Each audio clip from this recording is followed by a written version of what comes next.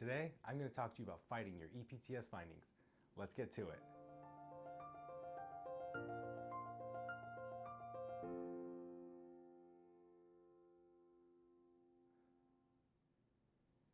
Hi everyone, welcome to the Joel Pettit Law Vlog. My name is Joel Pettit, and today I want to talk to you about fighting your EPTS findings.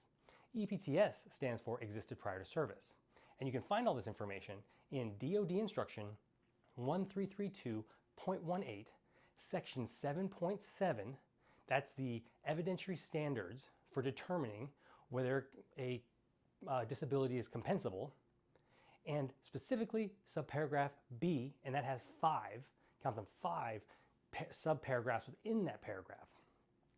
And they're numbered 1 through 5, but you need to read all 5 to really understand what 7.7b is trying to convey. So let's just jump right into it and talk about first paragraph 1. All this explains is that the military departments must presume that the active duty members and reserve members who are on orders of 31 days or greater, that they are presumed to be of sound condition, meaning fit to their duty. Pretty straightforward. Subparagraph B gets a little more complicated because it gives the military departments a mechanism by which they can overcome this presumption. Overcoming this presumption is not an easy thing, even though most military departments treat it as though it is. And here's why.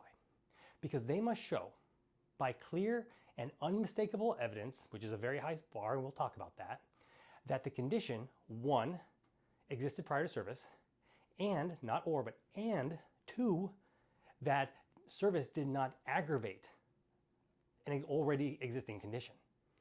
Now, how they do this? This is where the evidentiary standards come in.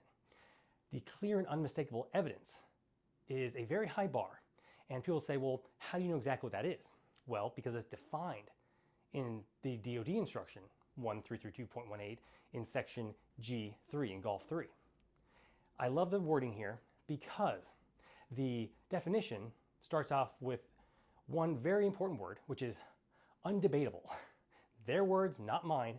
It is defined as undebatable information that shows that a condition existed prior to service and was not aggravated by service. And they go into a little more detail in that paragraph, in that definition.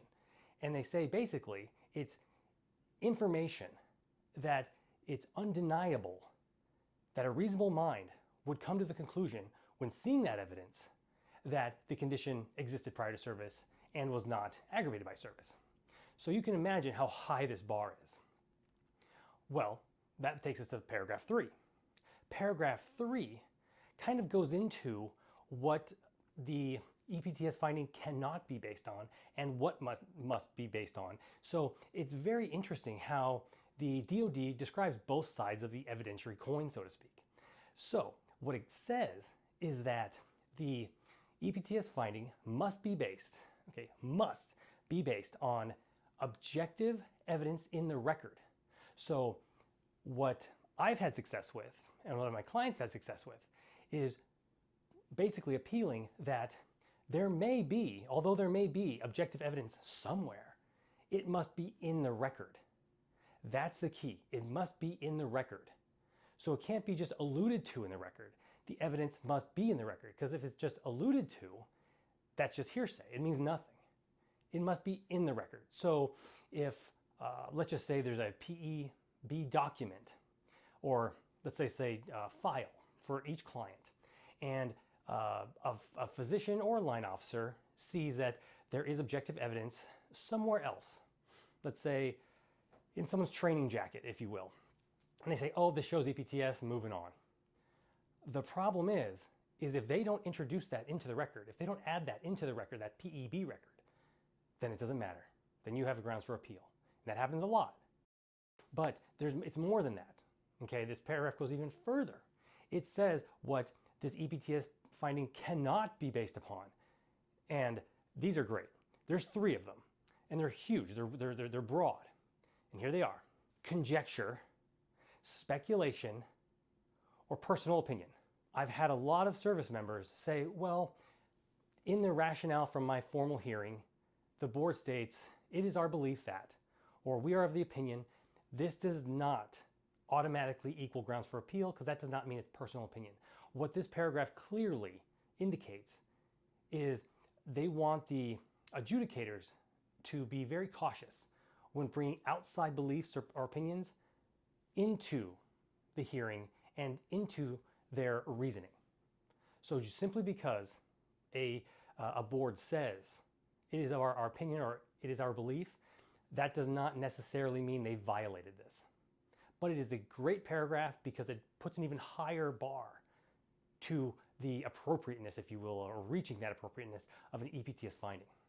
Paragraph 4, it's not mundane, it's very important to service members, but it's much clearer after you, of course, read the prior 3. So 4 is about hereditary conditions. Now, establishing that the condition exists prior to service and that it was not aggravated by service still must happen. The board still must use clear and unmistakable evidence. That's still there, but we already know about them. However, on the latter part of that paragraph, it clearly explains that the board must show that although it's a hereditary condition, just because you have it doesn't mean anything. They must show that the condition was not aggravated past its natural progression. Because of course, most people think, well, if I have a hereditary issue with my joints and they hurt the older I get, then I hurt now, I can't do my job. It's a hereditary condition, EPTS, that makes sense. However, the key is the paragraph states not aggravated beyond its natural progression. So if, let's make this simple, say you were supposed to be at, for your joint pain, level 5 at this stage of your hereditary issue, but you were at a stage 9 or 10, that is an inkling.